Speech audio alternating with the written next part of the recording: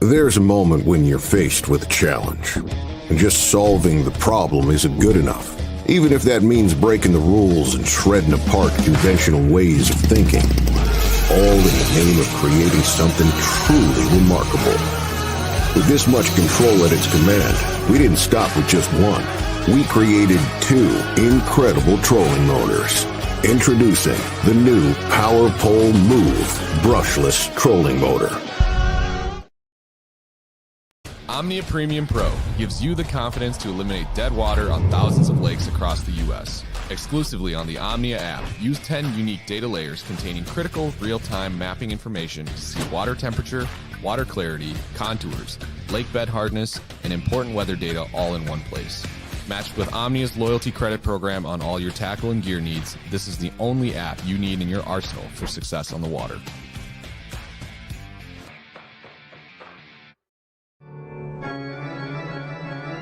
They assemble at night, each one having prepared as diligently as possible the time given to them before the witching hour, the hour of reckoning, the time when they begin outdoor cartoon television. Stray Casts is on the air.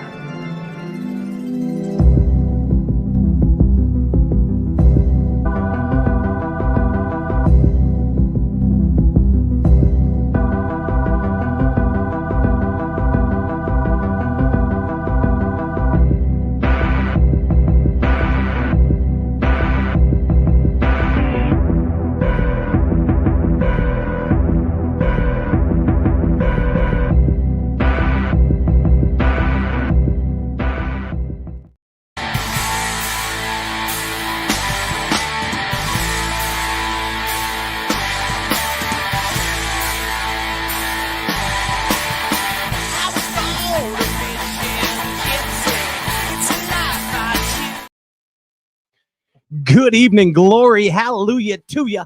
What the heck's your story and what's going through you? This is the glorified version of a Bass and Talk show. I'm your host, Pat Renwick. Give it up for yourself, Bass Galaxy. It's Wednesday night, and it's Champions Night. That's right. That is right. The one and only Bassmaster Elite Series champion, Pat Schlapper, coming on the show tonight. Another champion's toast. That's right. That's how we do it. Season 10 rambles on. 10 years of champs right here on Stray Cast. Hey, Popcorn Whitaker is out on the water somewhere in Minnesota, and he may be checking in with us. We'll see. We'll see what happens. He's out there smashing in Minnesota somewhere. Hey, I got to tell you, you know the deal. We're going to have an opportunity later if you want to throw some questions at Elite Champ Pat Schlapper. Feed him to the guy running the chat board. That's the one and only. He's your rock and shoal fantasy running the chat board right there. Again, this guy has got something worked up for you. All you got to do is like and share this live Facebook feed, and you have not one but two opportunities tonight to win. Rock and Shoal Fantasy is going to pull your name out of a randomizer, and you have a chance to win a tin cup whiskey box of goodness to your door. That's right. A box of goodness. Who knows what's in the box of tin cup whiskey? It's a fun box. It's going right to your door. Like and share the live Facebook feed. Also, Pat Schlapper has got an amazing champion pack worked up for a lucky member of the Bass Galaxy. So like and share the live Facebook feed. And at the end of the show, we announce the winners. Speaking of winners, do you know who is a winner besides Pat Schlapper coming on this show tonight? You know, he's back. It's the one and only. It's Andrew Ellenberger. He's a Ginger Ninja. Produces the hell out of this show, and he's winning derbs again. Yes, Andy. King of How the are you? Derbs, buddy. Yeah, bud. I mean, you're doing it. I mean, but you're winning them in style. You're winning the side pot. You're winning big bass, and you're winning the overall derb money. So, Yeah. I mean, cashing checks. You know what I mean? Yeah. Hey, congratulations, though. Thanks, buddy. Yeah. Should I give your secret away to everybody and the whole Bass Galaxy right yeah, now? 100%. Make lots of casts, keep it wet, and make good casts, and you'll catch good Keep fish. it wet. And Billy yeah, McDonald. keep it wet, like Billy McDonald tells us every time he sees us. But you doing okay, Ginge? Yeah, man. How are you? I'm doing good, man. I've been catching some fish. I've been on that bullet pop. Nice. I've been catching them on that bullet pop. They're fry garden bullet pop eaters. A lot of fry garters. Oh my goodness gracious! You know who guards the fry whenever he gets a chance? Who's that? And he guards his hat. Oh, you knew. That's him. He also guards that aged bourbon. It's the whiskey gypsy. Luke Foley. Foley, it's the Pat Schlapper show today. Yeah, I know. I'm excited. How you guys doing? I like when a Yankee wins an elite trophy. You know what I mean? Yeah. I met that Yankee up in Minnesota with you. Yeah, we got some Yankees winning now. Even when Van Dam was winning, they tried to make him Southern even. They wouldn't even accept that he was a Yankee. You know what I mean? I know, but he just kept on winning, didn't he? It's like Uncle Baby Billy. Just kept winning. Just kept winning. Hey, for those that don't know, this is Luke Foley. He's a whiskey gypsy. He travels the Bass Galaxy selling the official brown liquor of Bass, and that's Tin Cup Mountain Whiskey. And when he comes on this show, he gives us a Tin Cup word of the week. And when you hear this word, you take a little sippy. And it could be some Cafe Con Leche, an ice cold Coca-Cola, or a Tin Cup Mountain Whiskey. And Foley, we remind everybody to sip passionately, yet responsibly. And what is the Tin Cup Whiskey word of the week, Foles? Sabine. Sabinus. Whenever you hear Sabine or a derivative of, you take a sip. There it is. Very savvy of you, Foley. Very savvy of you. I like it. Hey, speaking of being savvy on the water, Foles. Hey, James, let's pay some bills around here now that we got Foley. All right, let's do the deal. You're sitting in as my sidekick, my cohort today. You ready, Foley? I'm ready. Slices, dices, and even catches Meister. Yes, it's an amazing product. It's called Waterland Sunglasses. They protect your eyes on water and land. And I have really learned from hanging out with some Elite Series anglers how to spot bedding fish better. Yeah. Like being in the boat. It's like certain things you look for. It might only be a tail. It might only just be part of a lateral line, or it might just be part of the underbelly. But I'm being honest, for people with tired eyes like mine, the Waterlands. They're tired too, my friend. Yeah, man. The Waterlands are a big deal. They help them out. Check them out. Waterland Sunglasses. Also, if you are not on the Impulse Lithium Batteries Tournament Reward Program, you're missing out. Your chance to win extra incentive, extra money every derby, 50 boats or more. The Elite Series running rampant with Impulse Lithium winners. Pat Schlapper, he broke that streak on Impulse. I mean, that's all right though. Hey, Foley, you know what the strongest fluorocarbon is, in my opinion? I do not. I think it's Berkeley Trilene, 100% fluorocarbon. People are like, I don't know, man. That stuff's thick, but you're right. It's thick, but it's strong. It's strong, dude. Like, okay, the 15s maybe like 17, and the 17s maybe like 20, and the 20s maybe like 25. But gosh, dang, is it good? And I'm still like Robertson. I flip big game, so I know you guys do. That's the craziest thing, dude. The absolute craziest thing.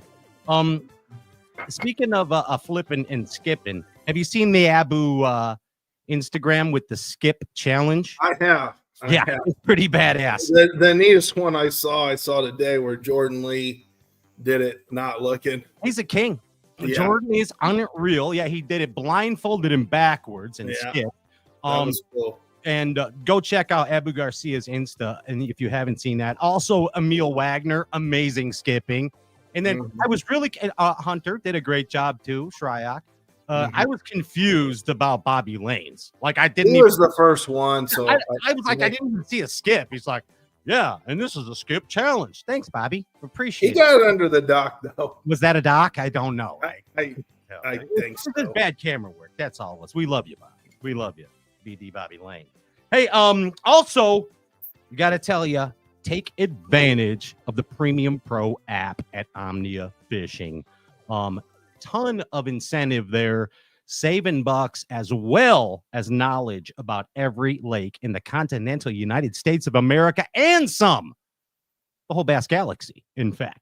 Luke Foley, you ready to win some stuff? I'm ready. You ready to win some stuff? Bass Galaxy, you can win too. Like and share the live Facebook feed. Box of 10-cup whiskey chance to your door. And also a chance for a Pat Schlapper champion pack right to your door. It's easy, easy peasy. Oh, hey, I got to tell you, if you guys are looking for custom shirts, tournament jerseys, stickers, patches, it's Mad Science Print Lab. Mad Science Print Lab has all that stuff, fools. So when 10 Cup's getting ready to make the new run, any of you small businesses out there, and they print anything, any size order, Mad Science Print Lab. Check them out. I had to get some stuff made. You got it. Like and share the feed. Prizes galore. Celebrate. And we got a champion coming. Yeah, we do. Bulls, what do you say we put the power poles down? And for pleasure, of course. Of course. And we take a little break and come right back with your champion, Bass Galaxy, Sabine River champion, Pat Schlapper. Sabine. Sabine.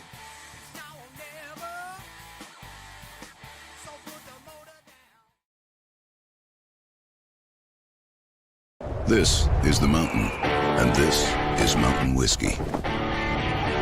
Unspoiled, untamed, forever wild.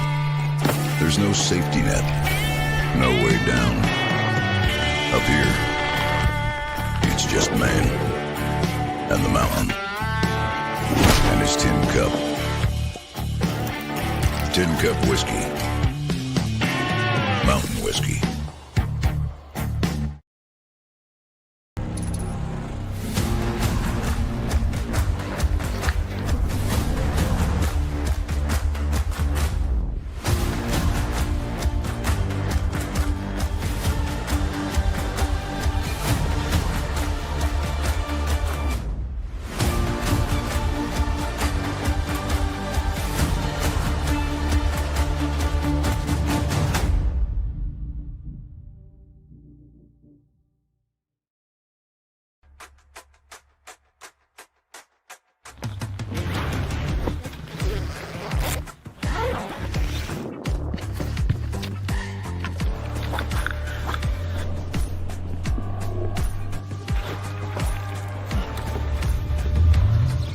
Nice, dude.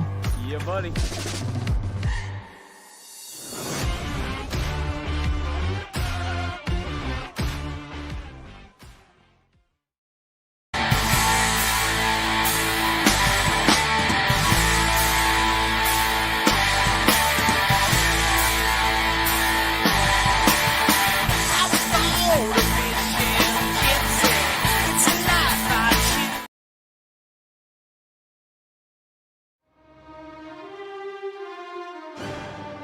Welcome back.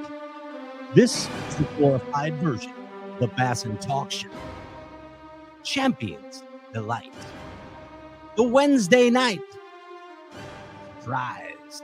Let's celebrate. The one and only Bassmaster Elite Series champion. I'll say it again. It's got a ring to it. Bassmaster Elite Series champion. The one and only Pat Schlapper. Come on, Patty. Yes, sir.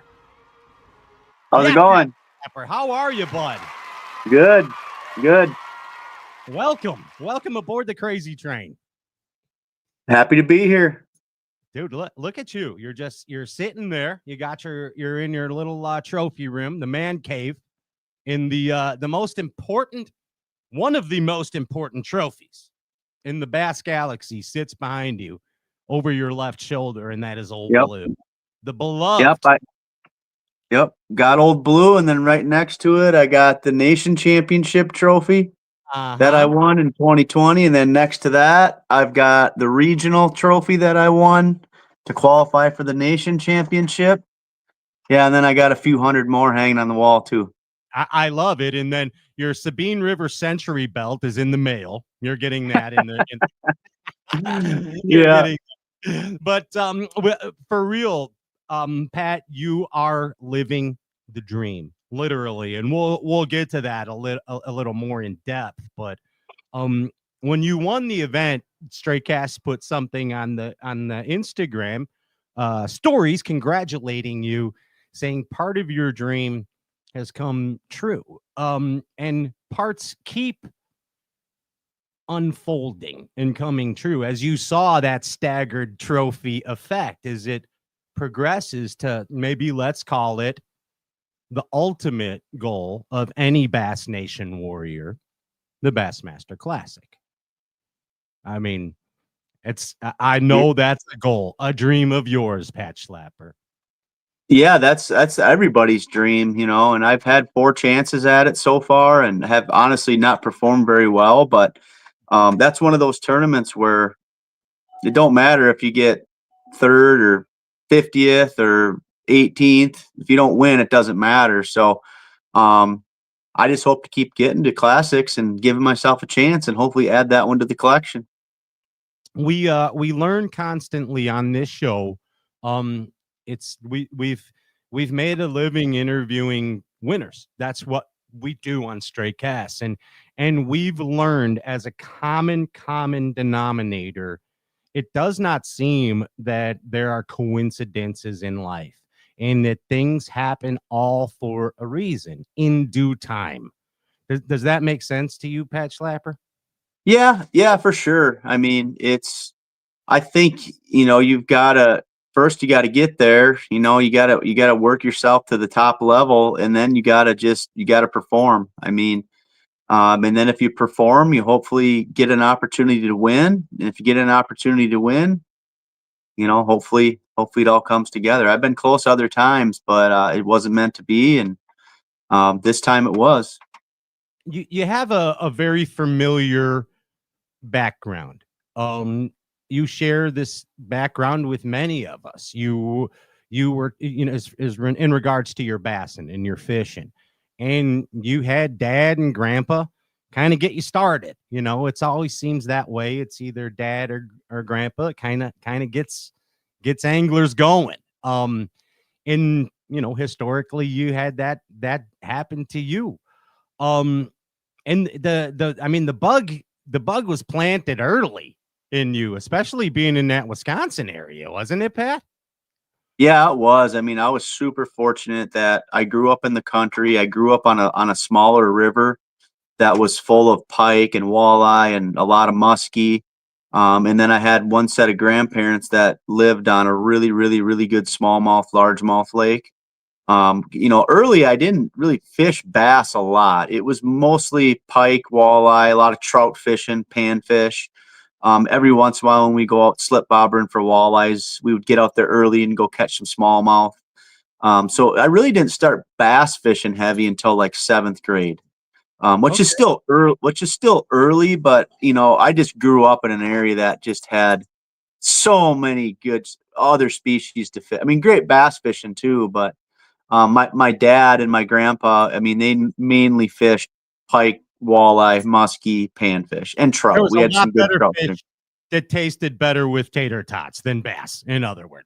Yeah, absolutely. We ate a lot of walleye. We ate a lot of pike, a lot of bluegill. But yeah, then in 7th grade, I kind of had a couple of people I met that got me into bass fishing, and then I got my dad into bass fishing. You know, he's a big tournament fisherman now. He doesn't fish as many, but he fishes a circuit. Actually, the circuit I started fishing in, he still fishes that today. So he got me into fishing, but I got him into bass fishing and definitely got him into tournament fishing. I like how you said that too, because it seems historically as well. There's always, you know, a family member that kind of seems to get the bug planted.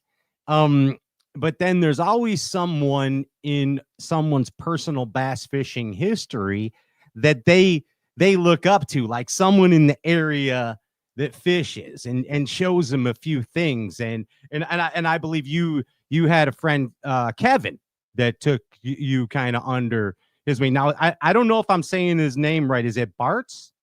Is that how you Kevin pronounce it? Yeah. Yep. His name was Kevin Barch. And Okay. how I met him was his brother-in-law was my age. You know, my buddy's name was Josh, and Kevin had married Josh's older sister. And he fished a lot of local tournaments, and he fished like I remember what it was back in the Everstarts, I think.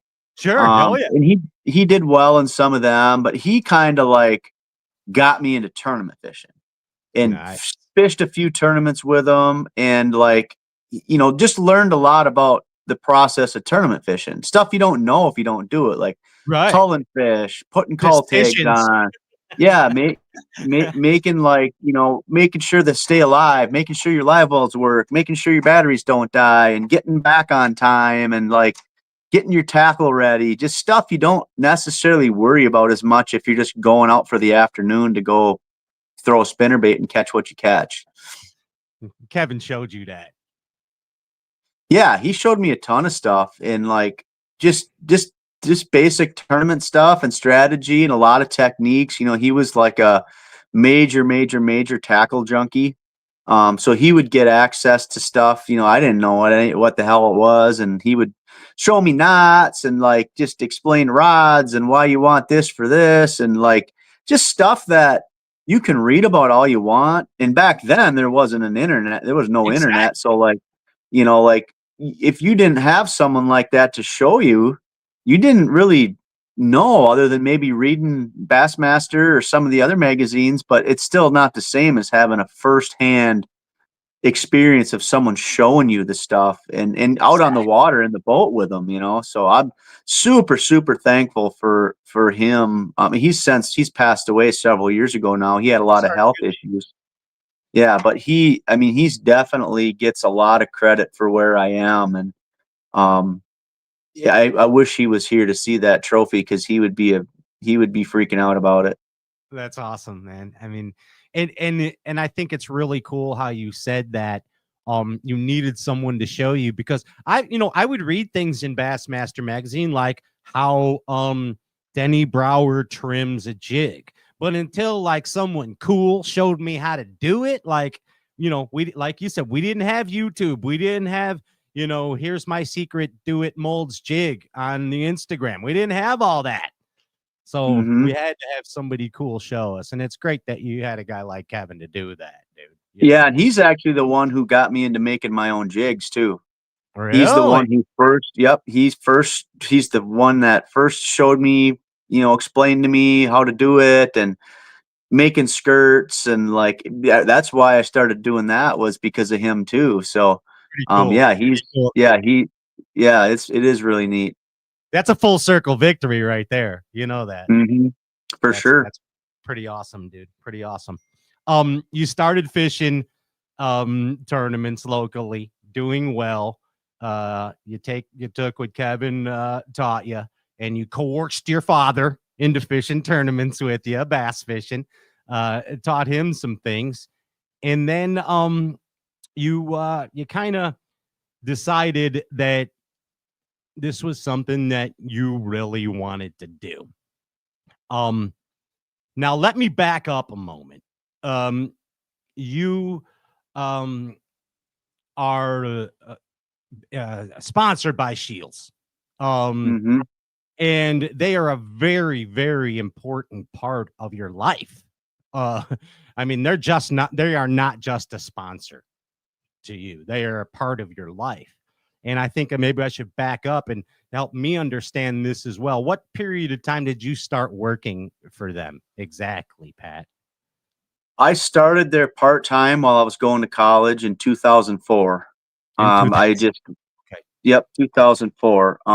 So I, worked part-time. I sold in fishing and hunting and, all parts of that store. All parts of that area of the store: hunting, fishing, hunting clothing, hunting footwear, archery, optics, ammo, muzzle loaders, pretty much, we call it hard goods, that corner of the store. And it was really cool because when I came in, the guy who hired me, his name was Todd Anderson, and he was the fishing supervisor, the main dude. Okay. And he saw that I had. Could he catch him, Pat? Could he? He could. I actually fished one tournament with him. Okay. He was pretty laid back, big dude. He's probably like 6'4", big dude, super mellow, really cool, great sense of humor, kind of a dry sense of humor, but once you got to know him, he was awesome. But he saw that I was super passionate about bass fishing, And he kind of gave me free reign as a part-time employee to like bring in some new brands. And because at the time, Shields was mainly, Midwest. We only had maybe 20 stores at that time, mainly in the Midwest. So it was more of a walleye, panfish, muskie market that they targeted. And then we started dabbling in bass fishing, and like, I'm not taking credit at all for the growth of it in Shields, but we were one of the first stores to bring in like Reaction Innovations, all-terrain jigs. Like I cool brought in, stuff. yeah, Jackal, Jackal, Lucky Craft. I brought in Sunline, like just stuff that back then, like it was like, I remember getting in Lucky Craft jerk baits and people were like, I'm not paying $15 for one of them. And now it's like, nothing to spend 25 on a megabass. So, Todd let me do that. And That's awesome. And then I graduated college. I've got a degree in elementary education. I'm certified first through 8th grade. And at the time, I graduated in 2006. And at the time, it was really hard to get a teaching job. That was back when it was very desirable to teach in Wisconsin. Okay. You'd apply against 200 or 300 applicants. And I tried for about it's crazy. I could probably walk into any school right now and get hired on the spot because the teaching game is just people don't want to do it anymore, just with a lot of the political stuff and which I don't even want to get into. So basically I had, I subbed in a bunch of different schools and I couldn't get a job. And Todd's like, hey, why don't you come work full time in the fishing shop? And I'm like, well, that sounds I kind of like that, and so it was a full-time job. I got health insurance. Their retirement is absolutely unbelievable. People don't understand what their retirement is. It's insane, which I didn't understand at the time either. But I started making okay money, and then I really, really took the reins off, and I was ordering all kinds of cool stuff, and just really seeing the shop grow, and talking with some corporate people about some of the stuff. And it was really, really cool and super fun to do that. And now Todd, he's the president of the company. Awesome. He's the president of the company. Yeah. Look a lot of the guys that hired me and were my managers back then, they're really high up in the company. And now we have 33, 34 stores. We're expanding more. We got a couple in Texas, or one in Texas, Oklahoma. Out west, we got a bunch of stores. So it's such a if I wouldn't have took that job and I would have went the other route, I don't know where I would be, because I not only made a heck of a lot more money than if I would have been a teacher, but I had a lot more freedom. They let me fish they let me fish a ton, fish tournaments all over the place. And then when I decided to quit, they're like, we want to be your title sponsor, which I wasn't expecting. So great. And now they're still paying me. And it's so great. 21 it's years awesome. later. It's awesome. You couldn't write, if you couldn't write it up any better, because I worked there for so long, and then you're leaving them like a career employee. That's the only real job I've ever had. That's what I did, and did a good job for them. Yeah. And so I was like, oh my God, I'm going to leave and they're going to be mad. And they're like, no, we want you to do it. Go do it and we'll support you. And now it's awesome. They're my title sponsor. What year was that you actually quit Shields? 2020. 2020. And that was your magic year. And I believe you were in your, doing the math, that's late 30s, right? I was 37. 37 years old. You got it pretty much everything in life. You got it dialed in. You love the outdoors. You're working at a shop that allows you to enjoy the outdoors. You got a beautiful pension. You got a great girlfriend, a cool family. And you decide that you want to be a pro bass fisherman. Yeah, I mean, I had always had it in my mind that I wanted to do it, like a lot of kids did, Sure. And you get to a point where it's I was always gonna be I'm gonna do it, but by the time I'm 30, I'm gonna do it. And I came really close one year, and I just didn't have the money, and I didn't want to go in a bunch of debt. And I about 31 years old, I was 31, 32. I was like very comfortable with like the amount of money I had, how much money I was making. Not that I was like rich, but like I didn't worry about paying bills. If I wanted to go on a trip, I could go on a trip. Like I was living comfortably. And then I was like, well, this is kind of nice. Like I know I'm just going to keep making more money. I was starting to see big returns in my retirement from Shields. And I'm like, gosh, do I really want to walk away from this? I've got a good amount of time in. If I stick with it, I mean, I can be 100% done working forever by the time I'm 50. Probably by the time I'm about 47, I could be 100% done and not have to worry about anything financially. And so that's kind of where I kind of I wouldn't say I gave up on it, but I was like, I think I'm going to ride this out. This is too good of a gig. Yeah. And then, you get to the age where it's like, it's eating away at me because I'm seeing like Josh Douglas do it and Matt Steffen. Right. I'm seeing Fighter, Bob Downey makes it, and like all these people I fished against and done fairly well, against them. I'm like, and then I had a couple things happen at work where I just was like unhappy because I like wanted to be doing it. So it was affecting me at work, and like I was just in a bad spot. So I'm like, I'm going to give myself 2 years to do it. And like I had saved up plenty of money and like wasn't worried about it financially at all. It was just like, other than sacrificing it on the back end for retirement, but I did it. I told them, and they're like, heck yeah, and actually my store leader's like, well, why don't we just keep you on full time and we'll just figure it out, and like we'll just give you whatever time off. But I'm like, no, I don't want to do that because I want 100% commit to it. I want to go all in. That's what I'm doing. And that was the best year of fishing I've had in my life. I won a ton of local tournaments. I mean, I won the state turn. I did good. And, because I qualified through the opens too. I did good in all the opens. Got third. Yeah. Got third in the points in the opens that year. Won the nation championship, won a big championship up here. Like just won. I was winning a lot. Yeah. And I was just in the zone, and then that's, yeah. And I think part of that was because I just was like, this is what I'm doing. Like, I'm not going into work for 4 hours or 2 hours. Like I'm freaking fishing. Like that's what I'm doing. And it worked out. And, that's what got me here. And I'm glad I waited because, if you're one of those people that you don't come from a family that has a ton of money, like, I don't know how these young guys go do it I don't know how they do it if they don't have that backing, because it's expensive to do this. Ridiculously expensive. And you were fortunate enough that you won the nation championship, which allowed you to have a few bucks in your pocket. So here's the deal. You are a bass fishing role model. You are a perfect prototype example of coming up the ranks. Bass Nation. This guy right here.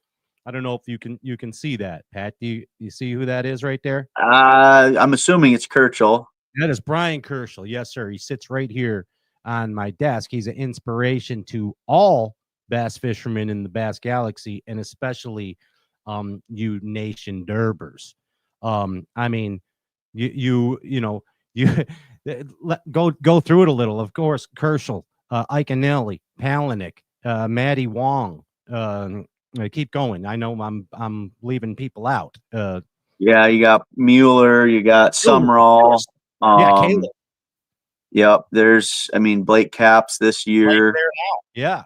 There's the Doobster, one of the best. Yeah. He's a really, really, really good friend of mine. Yeah, he's awesome.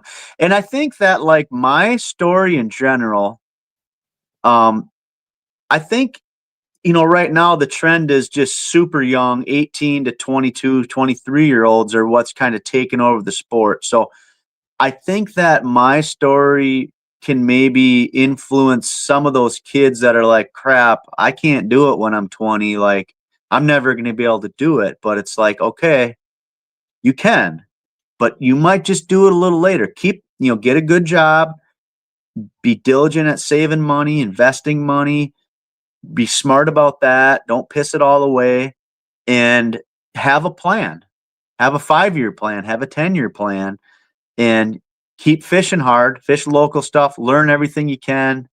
And yeah, you might be 26, 27, 28 when you do it, but you can still do it. I did it when I was 37.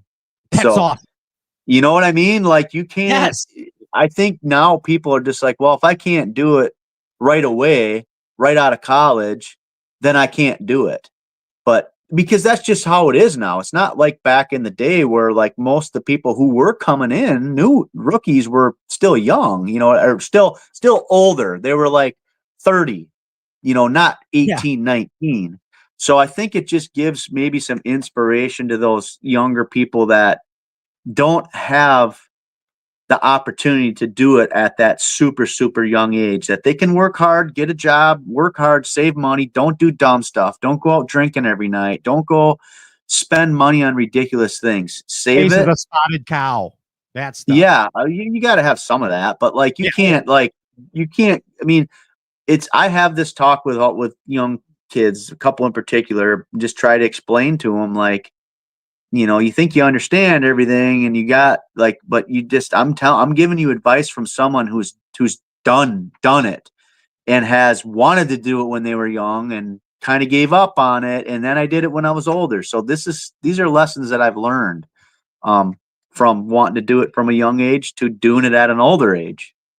And damn right, you are a role model and an inspiration. You came up through the ranks, through the Bass Nation model that was set up for the working man. And it was even more difficult to come up through the nation then. Now Bass has it structured a little differently. I'm not sure exactly. I know it's not easy by any means, but the numbers, the odds are a little better now. Let's put it that way. The odds are better to get to the nation championship. Yes. I think, it's going to be harder to win because like when I went, it was like I won the state tournament to get to regionals. Actually I had to qualify for the state tournament and then I won the state tournament to get to regionals. Well, then at regionals there was, I think, 9 states and there was 10 boaters and 10 non-boaters from each state. And you had to be the highest finisher in your state to go to nationals. So they took one person from Wisconsin, one person from every state would qualify, where now it's like there's 250 people in this tournament, in the nation championship now. So I think you can finish in the top 20 in different regional events. If you're in the top 3 in your state tournaments, like there's just way more people. So there's more of an opportunity to go fish the nation championship, but the odds of winning are slimmer, and it's just not the same, dude. When I went, it was damn near like fishing the classic because they paid for your hotel room. We had really good meals. They gave you lunches every day in your boat. They filled your boat up with gas every day. They would put you in the water. They had a boatyard like at the classic, dude. It was unbelievable how they treated you. And like now it's not like that. Now it's just like, because I've got one of my really good friends fished it on Grand Lake last year, and we went down there. And he's actually fishing this year in La Crosse too. But now it's just like, I think you get like a shirt and maybe like a pencil or something. I don't know, but like it's not. Yeah, it's not like, which I can see both sides of it, where they wanted to open it up. I'm sure they're making more money. Like I get that side of it, but to me, the prestige of like making it there, it's still there, especially if you win it. But like when you were the one person from your state, that's pretty special. Yeah. Buddy. So it's still a big tournament. It's just different now.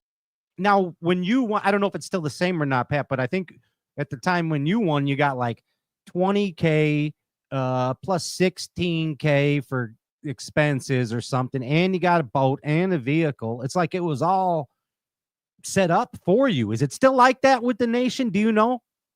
So when I did it, so that was the first nation championship I ever fished. And I was reading through it and it was like, yeah, it was 20 grand to win. And then you got 16,000 towards entry fees in the Elite Series. So basically paid the last 3 payments of your Elite Series. A third of your entry fees were paid. And then it's, a boat and a truck. So I won and I'm like, holy crap. I get a boat and a truck and I go in the trailer and they're like, no, you can use a boat for the year, but it's not like you didn't get it. Like you could use it, but you had to return it. And when I did it, there was no vehicle either. Like it said there was, but there wasn't. Like you would, once again, it would like, you didn't win it, like get to keep it. It was like you could use it. So like I turned that down because I had already talked with Skeeter a little bit and like developed a relationship with them. So which has been, it was a good decision to do that. But I think back in the day, you actually won a boat and a truck. I'm trying to think of who's the guy who won. He won it as a non-boater when it was on, I think it was on Lake Conroe. Oh, I know that. Yes. We had him on years ago. Gosh, he won because I fished the regional tournament that year on Gunnersville, and he won that as a non-boater. And then he went to, I think it was on Conroe, and he won the non-boater and won whatever for that. And then he won it as a boater because he got to go by himself the last day. And I think he won. I'm pretty sure that was one of the last years they did it where you actually got to keep a boat in a truck. I could be wrong, but I'm pretty sure. I just wish I could remember his name. I can picture his face. Anybody in the comments knows, please chime in. And we had him on Straight Cast. I should know. Andy, if you're listening. But yeah, I mean, that's quite a deal right there. And again, you are an inspiration and a role model to many with your Bass Nation pedigree. Let's put it that way, Pat. I mean, very, very cool, dude. Very cool.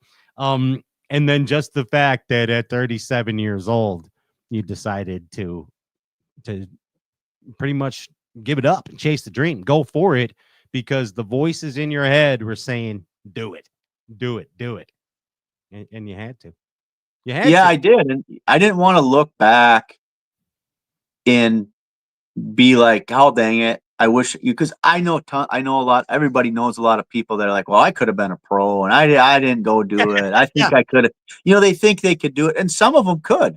Sure. Like I know some, couple people in particular in my area that could probably have done it, but didn't do it or tried at the wrong time when they weren't financially set. And it's a commitment to do it. And I didn't want to look back on my life and wish that I did it and think I could have done it and not did it. And then when I talked to like my dad, he's like, yeah, you should go do it. My wife, or she was my girlfriend at the time, but my wife now, she's like, yeah, I think you should go do it.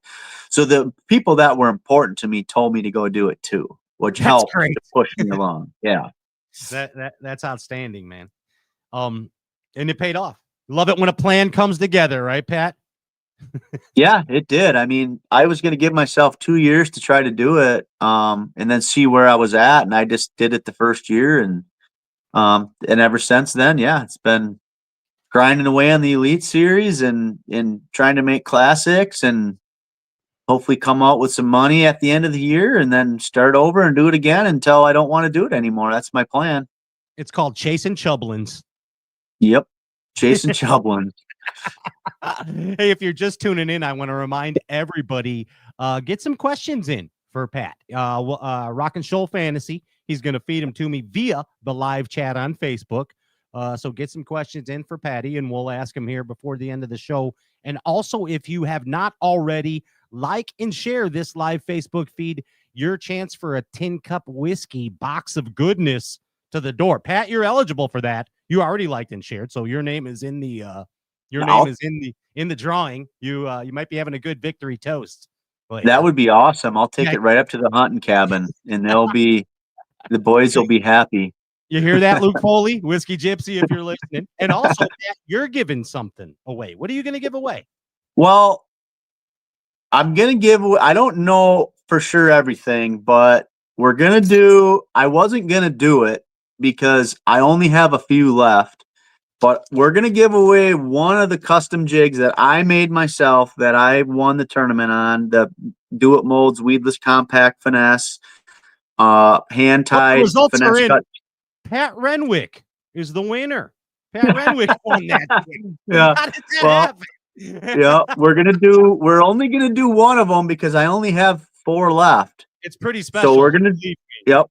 Yeah, we're going to do one of them, and it's a virgin jig. So you're going to have to trim it and, get it to your liking. It's got a pretty full skirt right now. I'd trim it down a little bit. We're going to do that.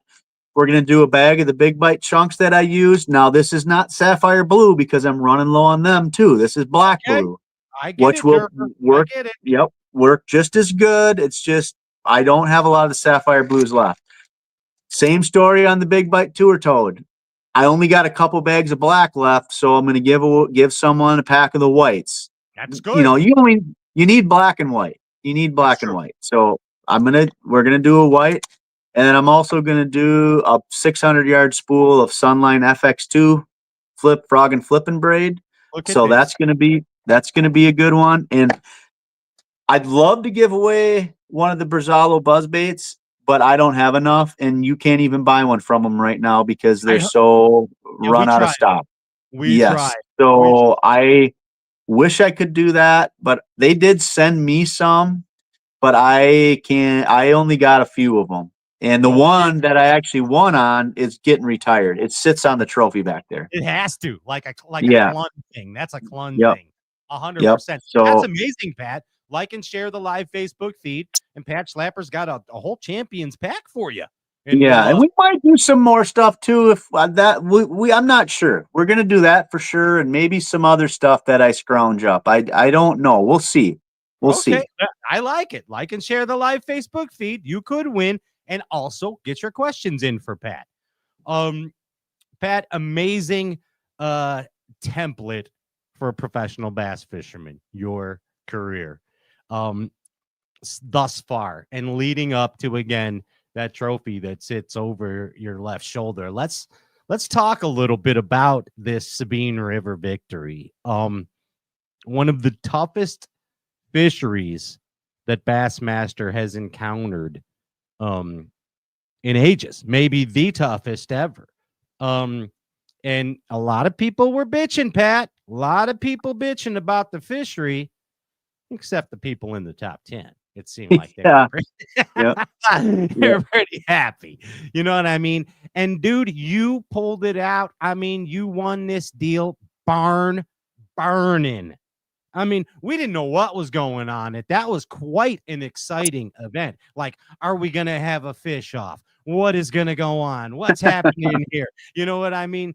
And it was just a very, very exciting, good old-fashioned proper bass and derb, wasn't it, Pat? Yeah, it was. I mean, it was a river fishing, junk fishing, covering water, buzz baiting, flipping, frogging, fish anything in front of you type of tournament. I don't think there was a whole lot of electronics involved.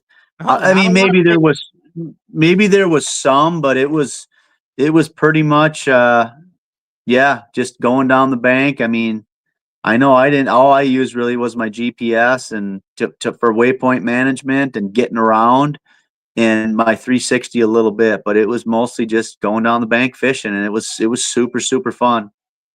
And what I saw, speaking of electronics, I saw most of the electronics like the 360 you mentioned or forward facing being used to find obscure structure.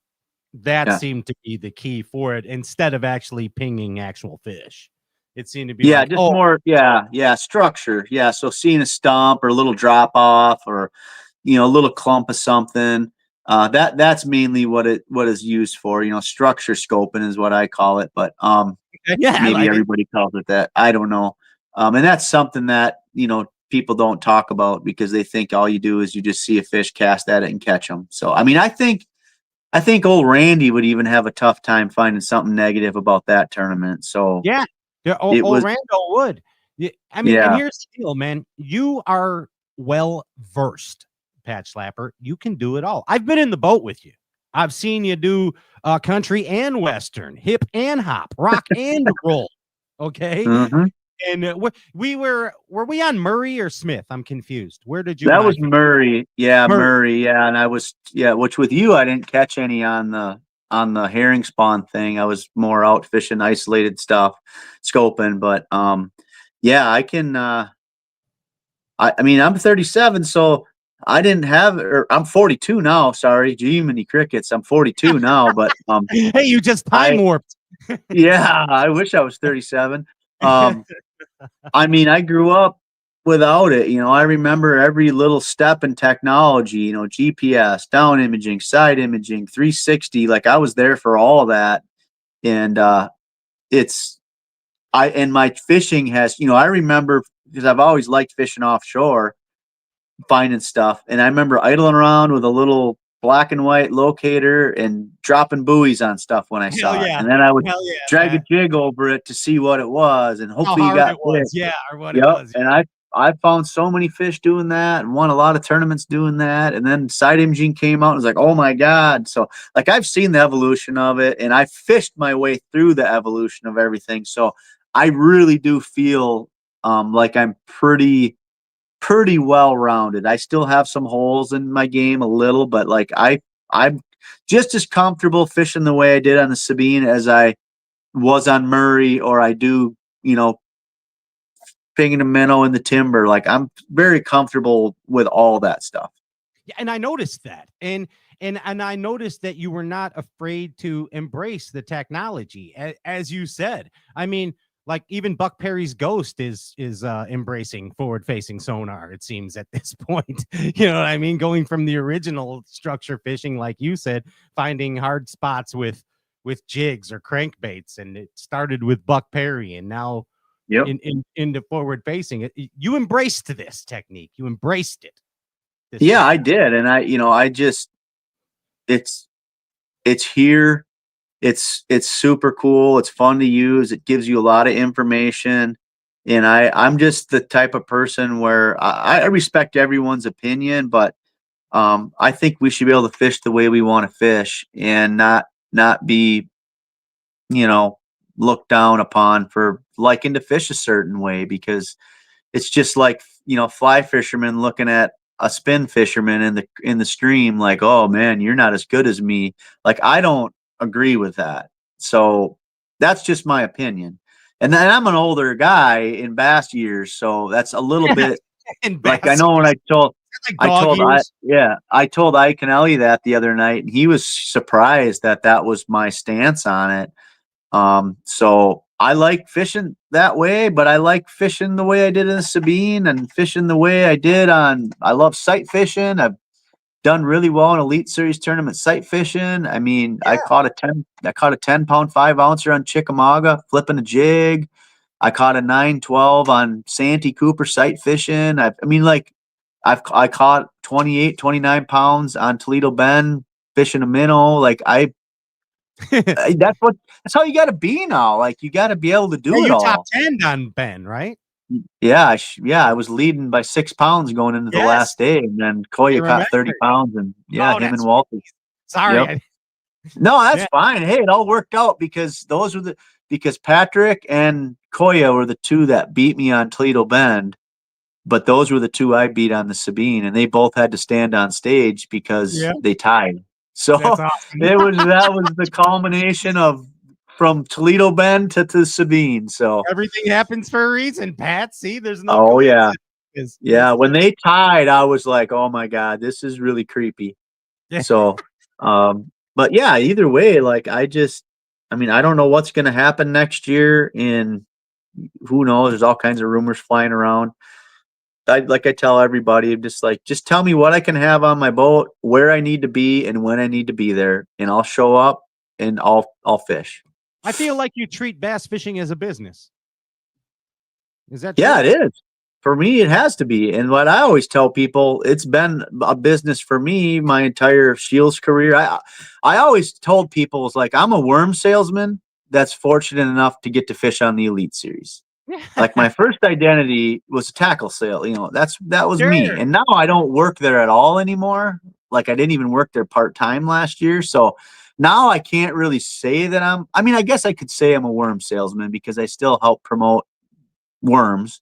Sure. But like, And yeah, toads. like, dude, yeah, toads and jigs and everything. But like, yeah, it's just, you got to be treated as a business if you're going to succeed in it. You know who used to say something very similar to that, Pat, was the late Tom Mann, the originator of the jelly worm. He said, I'm just a worm salesman, but we're fishing these tournaments. Yep. Yep. That's what I tell people.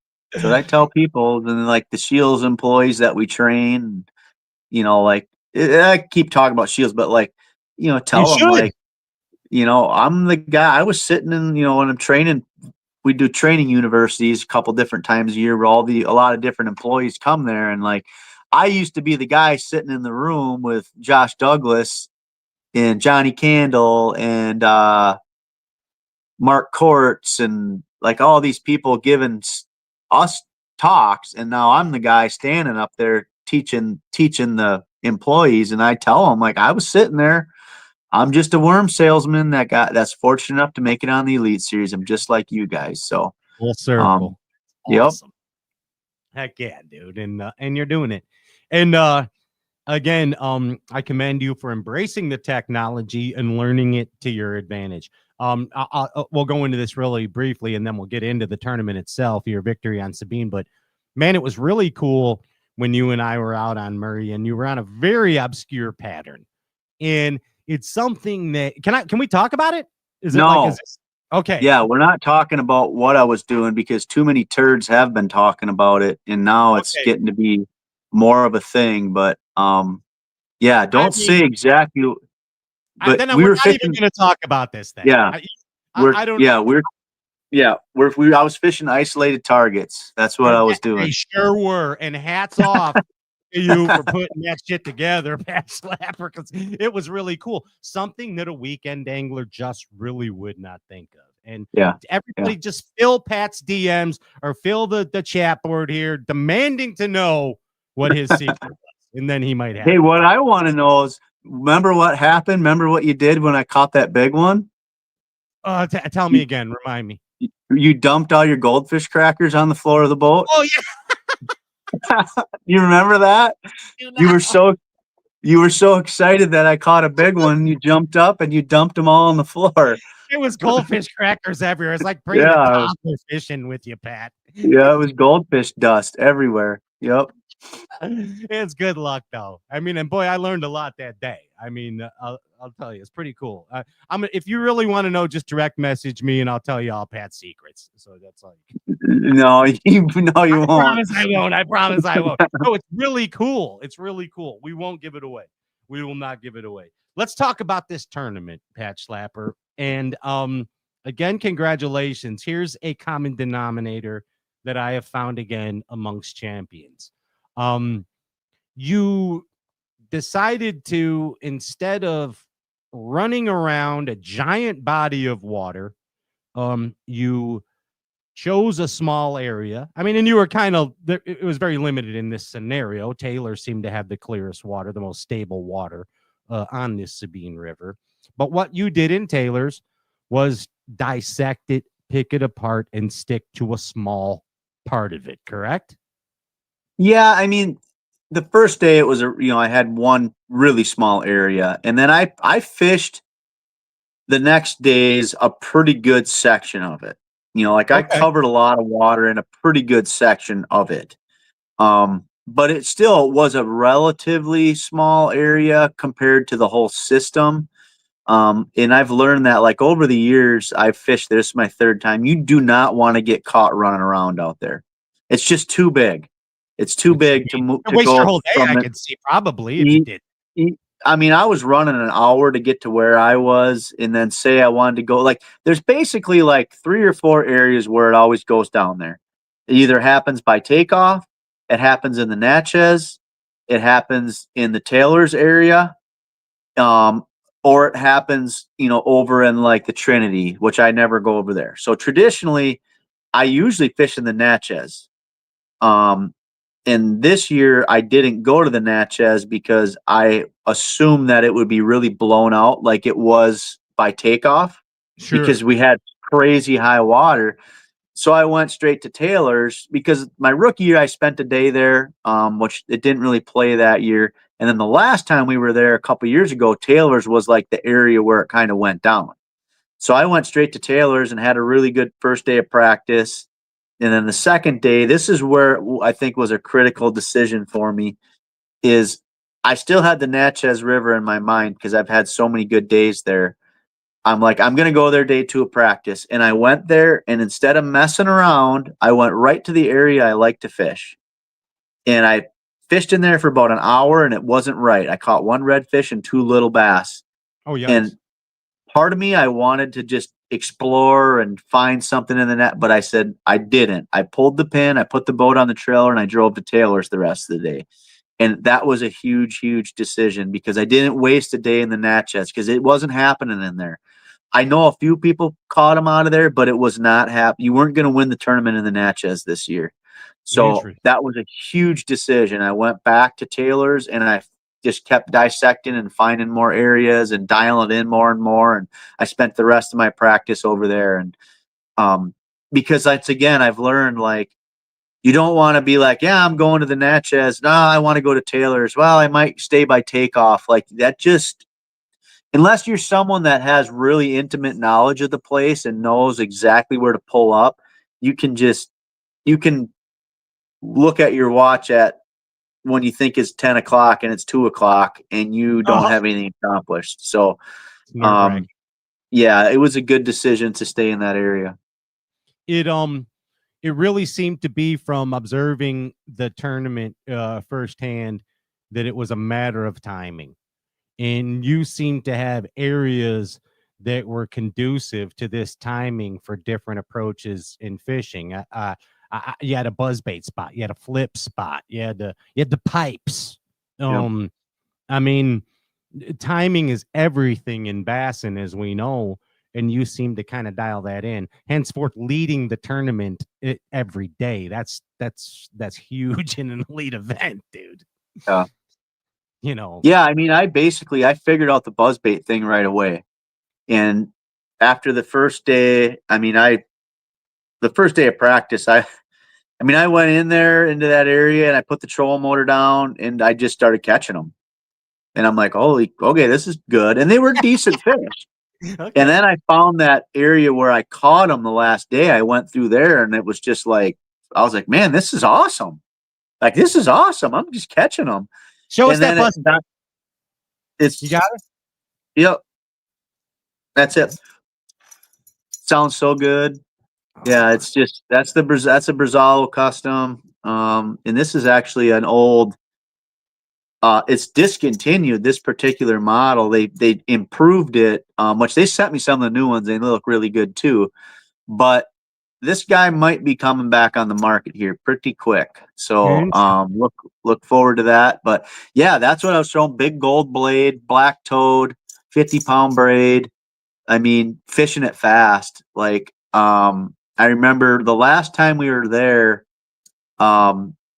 Josh Douglas was fishing and we were talking about buzzbait fishing, at the tournament. After the tournament. Yep. During the I can't remember. And he's like, yeah, I was throwing small buzz baits because I thought that's what I needed to throw. And then I started throwing one with a bigger blade and they bit that way better. So that's why I tied on. They make a small blade too, but I tied on the big. I was going to ask you that because everybody little one. Remember Hack when he won? Yeah. He had the little 8 ounce. What size is that? Like a 3/8 or something? So once again, this is like I've started throwing that buzzbait because I couldn't find one that I liked. And I ordered it because I saw a guy fishing it in a tournament on Lake Murray and catching them. And I ordered it and I didn't do a lot of research on it. I just knew I liked it. Well, now since I've won and I've talked to the guys who build them, like he said, he designed it to be a full ounce when you put the toad on there. And it's heavy. Really? So I don't know what the actual lead is that's poured on there, but like it's a meaty, like it's a pretty heavy deal when you put a toad on there and that giant blade. Yeah. So I don't know You're what the burning actual weight. I'm You're just just whining. burning Yeah. Yep. Just whining it. I mean, you can see on the show, like just keeping that thing going. And I was fishing fast and just casting at every little point, clump of grass, anything. I caught them off isolated wood. But you had till about 9 o'clock on a good day to do that until the sun got up. And then it seemed like they really sucked into the cover, and then you had to flip. Like I didn't get a whole. I usually throw a spinnerbait there a lot, and I didn't catch a fish on a. I lie. I caught a couple small ones on a spinnerbait and a redfish on a spinnerbait. Okay. But other than that, I did. It seemed like I had to flip. Like I couldn't catch them on a moving bait for the most part after like 9:30, and then I would just start flipping. So I figured that out, and I figured out a couple different banks because there was like 70 plus boats in that area during the tournament, and it was all of that during practice too. So and it's kind of narrow where we were fishing, so you run through there and you see the guys where they're fishing, and there was a handful full of stretches there that were really getting hit heavy. That were the obvious ones with cypress knees and just steeper cuts. And so I started kind of looking for more obscure banks that weren't getting fished. And I didn't get as many bites, but not many people were fishing them. So those were the types of banks that I keyed on, is just stuff that wasn't getting fished. And I saw an amazing display of proper bassing from some of your peers and your fellow competitors. That area Taylor's was fishing small, and there were competitors that had I don't know, found those areas, saw where you were as well, and they left it alone, Pat. There could have been people that went, you know, and said, I don't know, I'm competing for $1,000. I'm going too. But I mean, I don't. There was a few people. I know Matt Robertson was one of them. Brian Smitty, of course, very proper. Schmidt was the biggest one. Yep. Yeah, Schmidt. I mean, he flat out said, Pat, I found that area, and I'm respecting Pat Schlapper. And, I thought it was amazing. Yeah. Well, and Matt, I was leaving.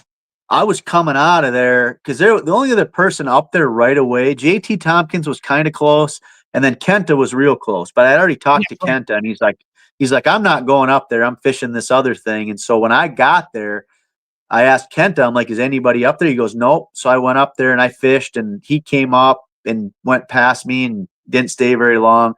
And then I caught him good. And I just hung around to see if anybody else tried to come in there the first day, and nobody did. And you couldn't see me unless you were right there. Like you had to be around the corner. So nobody peeked around the corner at all besides Kenta.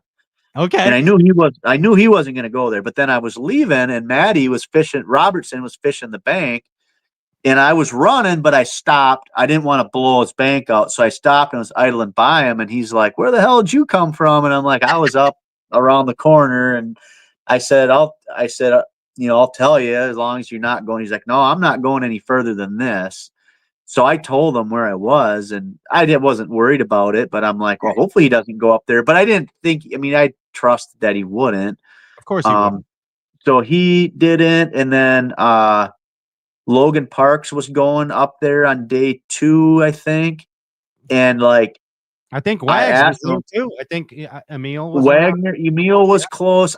I don't think he wasn't fishing up there though, but I think Logan told him, because I told Logan, because he's like, well, I'm going to go up there all the way to the bridge in the back. And I'm like, well, you can't get to the bridge. He's like, well, I got there in practice. I'm like, well, you can go wherever you want, but I'm fishing the stuff before that. And I explained it to him, and he's like, all right, I won't fish it. Well, then all of a sudden he come running out of there in like 5 minutes. I'm like, well, he didn't, whatever, And then at the weigh-in, he's like, no, where I was going to fish was what you explained. So I didn't fish it.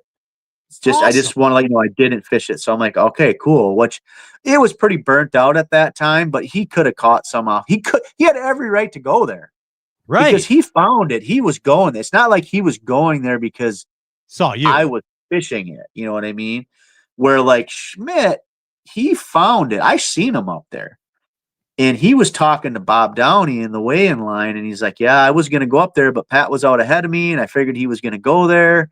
And so he didn't go. Well, then he come up to me the next day 2 takeoff, and he's like, I just want you to know that I'm not going up there. He's like, I know that you know that I was up there and practicing, you know that I found it, but I'm just going to give you the respect, and I'm not going up there. I just want you to know that, which was huge to me because he was out way ahead of me. So like it saved me the thought in my mind of like, I'm going to run up there and Schmidt's going to be there. Now I knew he wasn't going. So now I was more confident running up there that when I got there, nobody was going to be there because nobody else tried getting in there that day. So yeah, those guys, that was huge. I mean, I'll remember that because there's going to be a time where I'll be able to return the favor and be like, dude, it's just, and I think that they wouldn't have necessarily done that for everybody. I think that they know the type of person that I am, and I'm not, a dingus, and you know what I mean? I think I've kind of earned respect from people, and I think if there's a few different anglers that they might not have done that, so I really appreciate it, and I'm not sure that I could have won if they didn't do that. And hats off to all those anglers. Very proper. That's an example of proper bassing that we all should look up to right there. That's great, Pat. Outstanding. Hey, I got to ask you about these pipes. Tell me about that spot. It looked really cool. Like it looked just really, really flippy. I know you were drop shotting it a little too, weren't you? I mean, dude, the cool spot. Yeah, it's just like some pylons, and there was like 2 or 3 pieces of brush around it and just some rock, and there was just a group of fish that was living there. So in practice, I found it the 3rd day, and I had like 3 bites. All 3 of them were good ones. I only caught a couple of them, and then had some other bites, and I just left. I didn't really investigate it that much. I just was like, I had 3 bites. They were all super quality fish, like 2 to 3 pounds, like giants for down there. So I'm like, I'm gonna try to come here if I can. And then once I got there, like it was a little slow in the morning, and then I caught a small limit. And then once the sun got high, I, got to womping on them pretty good for about a half hour and caught three good ones that were like, 2 to 2.25. And then I caught that one that was like 4.5. So the first day it was all flipping. Like I was flipping the jig, flipping the creature bait. And then the second day I caught some on a drop shot, and then it was done after the second day. Like I lost. Yeah, it was I know there was still fish around them. Like I lost one nice one the 3rd day, but that was also, I think, a critical call to just be like, I got to bail on it and just go run the main. Did you fill your 5th one there the last day? No. I did go there. But I caught 4 in the first probably 10, 15 minutes. And then you got ran out of the bridge, right? And then you went around. Yeah, then I went around the corner and I caught 4 on that first pass that were all good ones. And then I fished back through that bayou again, didn't get any bites, ran up to the next spot, and I caught my 5th one on a buzzbait. And then I called it right away flipping. And then I caught 2 or 3 keepers, the small keepers, and I had my bag at 9. My cameraman said 9:33. And you got to figure, I ran over an hour to get there, and I had all day. I had one fish that was like 1.19. But I'm like, dude, I'll catch another. I've got like 4 hours to catch one more fish, even 1.5 pound to 2 pounder. And then I'm like, I'm going to have over 10 pounds. And then everybody else, Koya's got to catch 11, Coop's got to catch 12, and everybody else has got to catch 13.5 to 15.5. And I never got another good bite. I caught every other one I had bite, but they just, I would have redone a couple things that last day, the latter part of the day, but I just think the pressure finally got to that area. Yeah, it just wasn't replenishing enough. No. Can you show us that jig, please? That yeah, this is the one right here. So I don't know if you can see it good. So it's yeah. You said I mean it starts as a bare hook. I pour the lead, I paint it, I do a 2-tone paint, sapphire blue on the bottom, black on the top, fine cut skirt material, hand tied, It's, it's not banded, it's hand tied. And then that little sapphire blue big bite chunk is just, and then I threaded it on too. I threaded it on the hook. So it's super compact. So is skips the good. fat part in the back or the front? The fat part of the chunk? So I did it, the flat parts on the bottom. So the top. So a lot of times I rig them the other way, but I was skipping it a lot. So I wanted the flat side on the bottom just because it skips better. But yeah, I mean, it's honestly like one of the sexiest jigs you'd ever see. It really is. And that thing's got a little 2-watt hook, don't it? Like it's a 2-watt, but it's got a decent gap, pretty good gap. And it's fairly, I wouldn't say it's like a heavy wire. I'd say it's like a medium heavy wire. It's like, I built it specific for the rod reel line I was using it on. I was throwing 18-pound Sunline shooter, 7.3 medium heavy fast St. Croix Legend tournament. And like, I was giving them the beans when I would hook them. And it's got a stiffer weed guard too. I put a little heavier weed guard than I normally do in there because a lot of that stuff on the Sabine, it's like a viney, like kind of a viney type of, I don't know what it is, but it's real thick. Yeah. Like you just needed something a little stiffer to keep that off your hook. And I was fishing it around a lot of like cypress and just little bushes and stuff. So I wanted a little bit stouter weed guard, but it turned out really good. And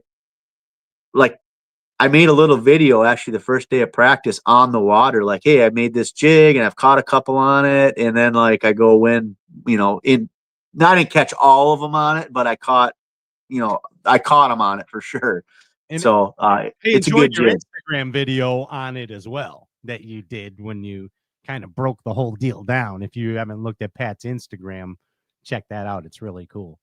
And I do a lot of that stuff. Like I said, I've been making stuff for a long, I think I was like 13 when I bought my first mold. That's awesome, dude. Yep, from Do It. Yep. It's and now, I've partnered with them. So they, like me doing videos like that. And it's a lot of the stuff that like little things that I learned over the years of building stuff, just tips to make it easier. And, I love doing it. I love sharing it too. Caleb Kufal, he's just as nutty about it as me. So like he does tons of videos on building different stuff. And I've learned a lot from Caleb too. So if you don't look at his stuff too, man, if you want to learn how to build tackle, follow Kufal and me. Like I do a ton of videos too, but it's fun and it's really rewarding to catch them on something you made yourself.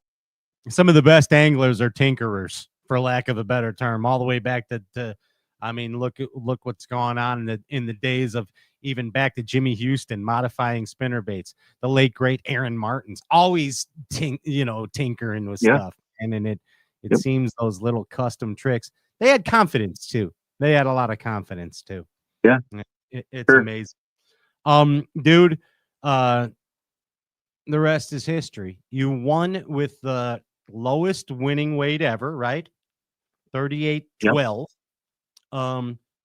But one of the most amazing victories ever. Your family, your friends came to there to witness this historic event, and you dedicated your win to your father and your brother.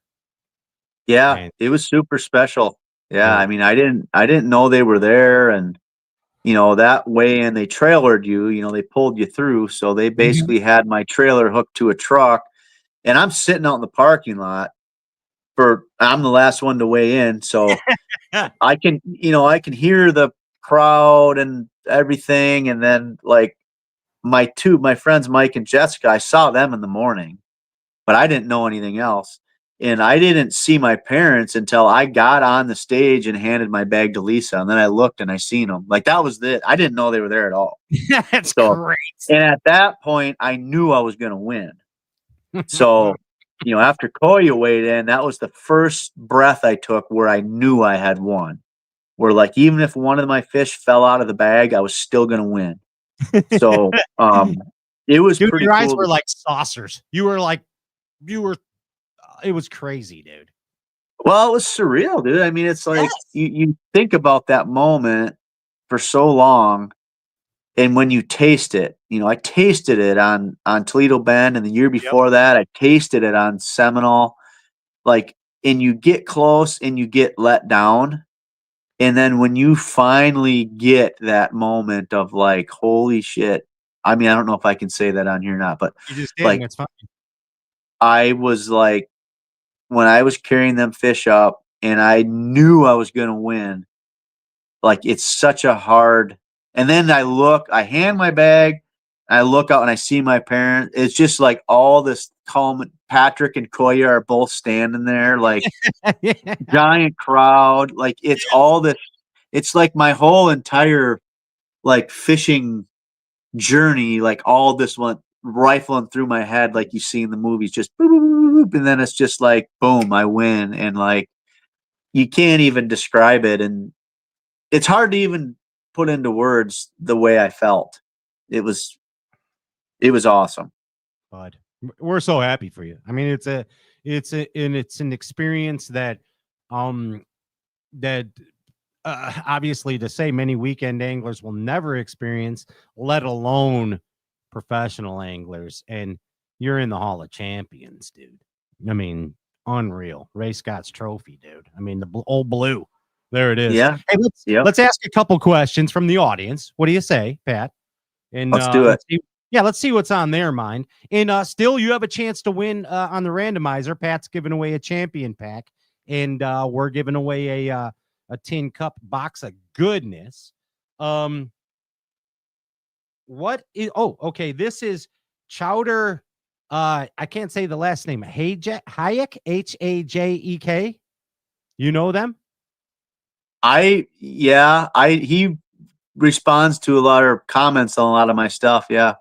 Okay. Well, he says he wants to know what is the secret Schlapper tube? I can't tell him. Well, what the heck? You can't buy it. It's discontinued big bite tube. That tube got named from my dad because that's all he threw. And he actually called me yesterday and asked me if I had any more of them because he's down to half a bag. I usually give him about 100 a year out of my stash, but now I can't. I don't know if I can get them anymore. So I said, no, I don't got any more. So he's not telling you about everything about the jig. He's not telling us the tube. He's not telling us the secret for locating isolated objects. None of it. He's not giving away no juice tonight. But a hell of a champion. The tube. I mean, it's a discontinued. You could figure it out. Just go look for tubes that Big Bite has discontinued. You'll be able to figure it out. You just won't be able to get them. Okay. I mean, I've got several thousand that I've hoarded over the years, but what happens is my tournament partners and my dad, they all want them, and like I'll probably give my dad another 100, but then I'm shutting her down. This is a good one. I like this one from Cody Straughter. He says, Pat, how do you get out of mental ruts? Like when just nothing seems to be going your way, you can't buy a bite, you lose fish, everything going wrong. How do you lose that mindset? Sure, I'm probably the worst person to ask that because I'm really hard on myself. And I had a bad year I was having a really bad year this year. And for me, how I got out of it this year, I changed my focus. So every situation's different, but in my situation, I was so focused on trying to make the Bassmaster Classic that it was really affecting how I was making decisions. I don't feel like I was fishing to my best ability and making the best decisions because I was worried about making the Classic. And when I changed that mindset going into Lake Fork and I just wanted to fish to win and to have fun, that was when I had a good event on Fork and I won the Sabine. So it's really hard to tell someone how to get out of that mental. I know all about the mental ruts, but there's really no one thing I can say besides trying to just change your mindset and focus on different things than what you're focusing on that time. Because when you get into a negative rut, you tend to focus on the negative things and and not look at a way out of it. So my way out of it was focusing on having fun and trying to fish to win tournaments as opposed to fishing to. Yes. And so I know that's not very it's individualized to me, but it might not be how every person would get out of that rut. Well, it makes perfect sense. I mean, it's just like social media. You can either surround yourself with the negative part of it or the positive part of it. So, I mean, the choice is up to you. And you got out of your rut by selecting positivity. I mean, come on. No brainer. Dave Nolhoff wants to know why the gold blade, Pat Schlapper. I like gold blades. If I'm fishing tidal water, or anywhere in Florida, I like gold blades. Gold blades on my spinnerbait, gold blades on my chatterbait, gold blades on my buzz baits. I mean, I don't necessarily know why. I mean, in Florida, I know why, because there's golden shiners and like you got to throw gold. But on tidal water, I just have always done better with gold blades, spinner baits, chatterbaits, and everything. And I know, like, I talked to Caleb about that too, and he's like, "Yeah, I like gold. I throw gold too in tide." So maybe there's something to it where it's actually scientific, but I just do it because I get more bites on it in tidal water. This good. That's excellent. This question is from Kenneth Robertson. This is Matt Robertson's dad. And he says he uses 15-pound braid to tie his jigs. What do you use, Pat, to tie your jigs? I use jig skirts. Let's be specific. Yeah, it used to be called big fly thread. Okay. It's just a heavier gauge, thread for like tying flies. Now I think Do It calls it size. I think it's size E thread. Okay. So it's probably about what 15-pound braid is, honestly, about that diameter. You're on it. So I use the size E thread for the bigger jigs, and then sometimes if I'm tying like treble hooks, feathers on trebles, then I use a lighter thread. Gotcha. Ken Robertson says he'll trade you one of his customs for your custom. Yep. Well, I'm on board. I'm on board. Hey, let's get to know a little bit more about how Pat Schlapper thinks. Okay, and all right, let's talk a little bit about your views of bass fishing history. Okay, and this is a little segment called Bass in History. It's real easy. It's just some questions about what you think is significant in bass fishing history. Okay, Pat. Okay. Real basic. Hey, Andy, you got it? Do you have any Bass in History game show music? We got to give Patty some game show stuff. What do you got? There it is, right there. Bass in History with Pat Schlapper, Sabine River champion. Pat, very basic. What is the greatest moment ever in bass fishing history? Greatest moment ever. Ooh. For me, the probably would be Takahiro winning that classic. That was cool, wasn't it? That for me, just the whole how it happened. That's something that I think is very memorable. I mean, there's so many of them. Like I could probably give you 20 different ones. Sure. But that's what popped into my mind right away when you said that. He knew it. Yeah, he knew it. I still say it all the time. All my friends say it, and then we say, "I gotta go. I gotta go." After he gets that last one, and he's like fighting to get the trolling motor up. Yeah, that to me is that's what it would be for me personally. Great. That is a great moment. You are that. I respect that. Shifting gears a little bit, the most tragic moment in bass fishing history. Biggest tragedy in bassing. Oh well, that one is that's the Brian Kirschel. Yes. Yep. He fishes the classic, takes I think dead last, and then he comes back, wins it, and then he doesn't get to defend it because he passes away. Yeah. That's pretty tragic. Yeah, indeed, and that was what I had in my mind as well. Yes. Mm-hmm. The most embarrassing or funny moment in professional bass fishing. Ooh, gotta be one of Ike Kennelly's meltdowns. Okay. And I'm bringing that up just because we talked about it the other night. I don't know if it would be kicking grass off the boat, if it would be breaking his rod over the boat, if it would be breaking his light off the boat. It's got to be one of his meltdowns. I can't identify the specific one, but it's got to be an Ike Kennelly meltdown. He's a king of meltdowns. He's the king, and he's had some good ones. There's no doubt about it. And he owns up to him. He owns up to every one of them. I mean, that's just part of the game. Part of the game. Hey, you're a champion now. You made history. You're in the Hall of Champions. Guess what? You get to make a rule. Make a bass fishing rule for the Elite Series. You get to make up a rule right now, Pat Schlapper. Okay. My rule would be, if you get into a confrontation with an angler on the water, when you get back to take off and check in, you have to fight. I love it. Thank you for that. We've been saying that for years on Stray Cast. Settle it in the parking lot. Yep. Well, or it could be organized. Maybe you wear gloves. I don't know. But then you fight maybe like 2 minutes, because none of us are in good. Maybe a few people are in good enough shape to go to more than 2 minutes. And then when it's done, then it's done. You're friends. You forget about it, and then you drop it. That's my rule. Because I would. That's a good rule. Just like at the bar, Pat. And I mean, and it's been like that forever. Ray Scott used to make guys race. Do you know that? He used to make them have parking lot races. I didn't know that, but I don't want any part of that, because I will lose. You see, like Bobby Murray and Bo Dowden.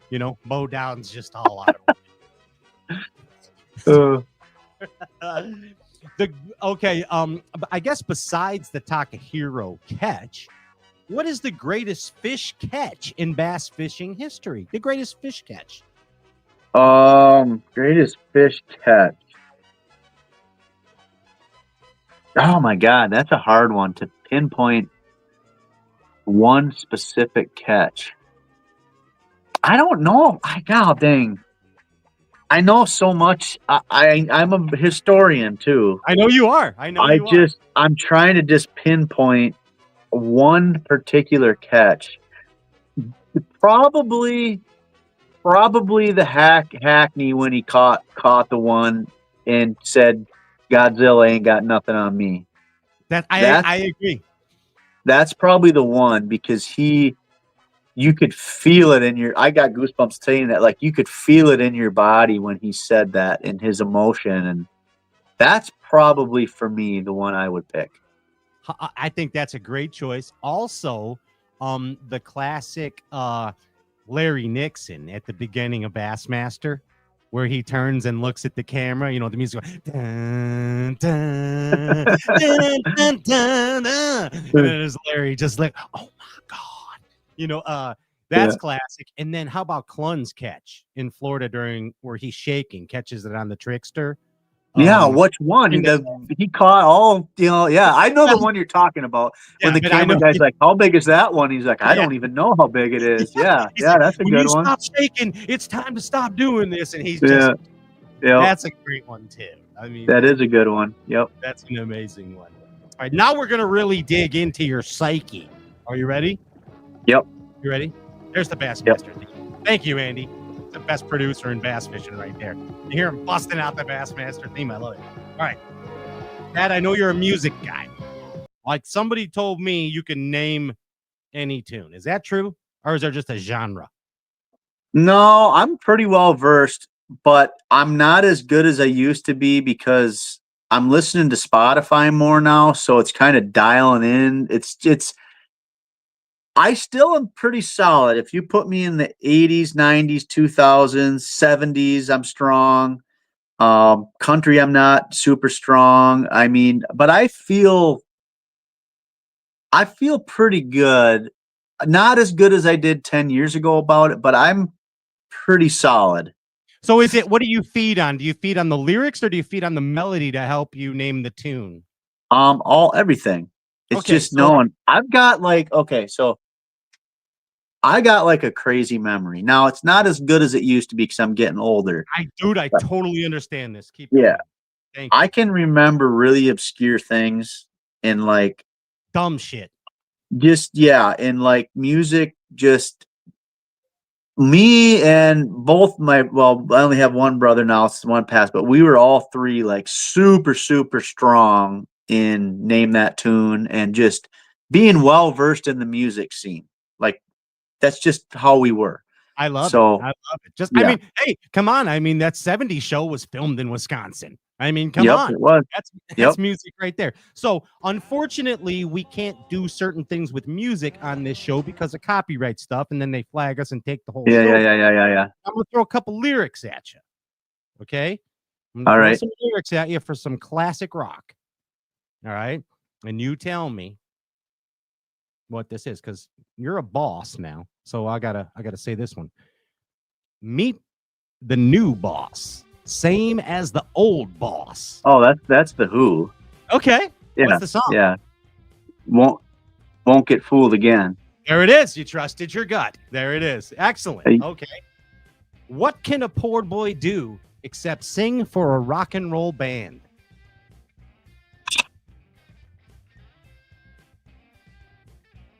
That I don't know. That I'd have to hear the melody of. I recognize them, but I can't pinpoint that. That one. What can a poor boy do except to sing for a rock and roll band? God, that's an easy one too. This sleepy London town ain't no place for that's what you are. You're a street fighting man, Pat Schlapper. I am a street fighter. I don't know that one. That's a Rolling Stones, street fighting man. Oh yeah, that I didn't know that one. That one you got me on that one. Okay, I got you on that one. All right. Yes, there are two paths we can go by, but in the long run, there's still time to change the road you're on. Yeah, that's Led Zeppelin, and that is their most iconic song. If there's a bustle in the hedgerow, don't be That's alarmed right. now. Okay, how about this For the May Queen. How about this one? And a Britney song was on, and the Britney song was on. Yeah, put your hands up. Had to throw a little Miley Cyrus in there. Yeah, You I are know a it. song man. Oh You know my too God. much. Yeah. You know too much. All right, so here's the deal. This is called Pick Four. It's a lotto game. All right, you're making us a mixtape, and one of the questions was Pat Schlapper's songs from the viewers. I think Carla asked that question, but make us a mixtape and only put 4 songs on it. That's all you got. Rest of your life. Pick four. Four songs. Rest of your life. It's all you can listen to. 4 songs. Go. Okay. Okay. So number 1 is going to be the Who, Bob O'Reilly. That's my walkout song. Yes, sir. Got to have the Who in there. Whew, man, that's a lot to try to cover. I know it's horrible. And I've just like really expanded my genres lately. So I don't feel right putting the newer stuff in there that I've been listening to. Got it. Okay. So we got the Who. Mm-hmm. We're going to do a Metallica song. What do you got? We're probably gonna do "Don't Tread on Me" from Metallica. Okay, I'm liking your style. Okay, let me think here. We got Bob O'Reilly and we got Don't Tread on Me. We got that. Oh man, this is so hard because I just have so many other ones rifling through my head. I'm gonna do. God, I feel like I need to do. You putting Rush on? Is that see? Andy's getting away with this somehow. What song is that one? Yeah. And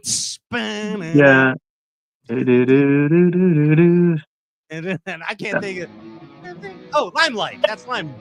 Yep. Sorry, God, see, like that's the thing. Is you like play something and then it's like, well, I should put something they have on the list. But I mean, I'm a Rush fan. They're good. They are real good. But I'm just going back to my roots of like what got me through my childhood. So we're gonna do Alice in Chains Nutshell Love is it. gonna be number 3. Heck yeah, buddy. And then I think we're gonna do, this may be controversial, but it's not because they're iconic. I have to do a Guns N' Roses song because I loved them when I was a kid. Of course, Loved man. them. And I think I'm gonna do Rocket Queen because That's my favorite Guns N' Roses song. I think that's yep. Did we just become best buds? I think we everything did. imaginable pass before these eyes. Everything that's tangible, honey, you'd be surprised. Yeah, that's a great song. Lyrics and just the melody and just everything. It's and it changes tempo in there. It's a freaking awesome song. So I don't feel bad about putting that on there at all. I think that's a great list. Hell yeah, that's a strong mixtape from you, Pat Schlapper. Damn right. You are a music man. Right. I mean, we could go on forever with this thing. But I think that I got to know this. I got to know where you're coming from. All right. Now you're on the road. You're bass fishing. All that you can bring is a television and an old DVD player for entertainment. You can only bring 4 DVDs, 4 movies. What are you bringing? Oh, well, should I start with the best? Should I start with the best one first or last? Do whatever you want. Okay. Well, the best movie of all time, period, is Joe Dirt. That's number 1. Because it's just, you had a hammy. Yeah. Ain't no meteorite, Pat Schlapper. It's in the shop getting a footprint gas pedal installed. So I stole this piece of junk. Joe Dirt, number 1. Okay. I'd probably do. God dang, man. Joe Dirt's the easy one. Movies. I'm a movie man too. I know you are. That's why I asked this. I'm gonna do The Revenant. Oh, with Leonardo DiCaprio. That is unbelievable. Unbelievable movie. Where the bear tries to violate him. The bear did annihilate him. Yeah. But he did end up getting the better of him. Okay, so we got The Revenant, we got Joe Dirt, I got to do a comedy. I'd probably pick. Joe Dirt's not a comedy. It's an actually. Well, it's a comedy, but I'm thinking of like something. Yeah, maybe. I'm thinking of like a Tommy Boy type. I think I would do. Oh my God. I would do Tommy Boy. And then I got to get more of a Tombstone. Okay, good capper. Tombstone. You can live on tour with those 4 movies. That'll cover every mood, and there's nothing negative. I think it'll get you through everything, and like those are all movies that if they're ever on, when I'm surfing through the channels, I stop. So Tombstone, I used to be upset. I went to Tombstone when I was in high school. It's Tombstone, 100%. That's awesome. That's the go-to. It's amazing, dude. We get to know a little bit more about Pat Schlapper. That's what these shows are for. You know what I'm saying? You know what I'm saying? I hear you. Who's the OG crush? Who's the OG celebrity Pat Schlapper crush? You know? Used to be Halle Berry. Oh. Halle Berry was the one. Yep. A lot of people say Topanga. I think it's just because she was an early developer. No, Halle Berry. Either. Halle Berry. No, I mean, she would. I wouldn't. I mean, I'm not saying that if we were around each other, I would ignore her, but like, I would do. Yeah, Halle Berry was for a long time was my gal. Something else. She just did a new movie too. Where did you see the new one where the kids can't leave the yard if they're not on a rope? I didn't. No, I didn't see that one. You can't leave this yard unless you're on a rope, kids. No, but I haven't seen that one. It's really good. Sounds good. It's a horror movie. It's like if they don't hold on to the rope, they get killed. They can only. It's like house arrest, but different. You know what I mean? Huh. Yeah, it's pretty crazy. Yeah. Crazy.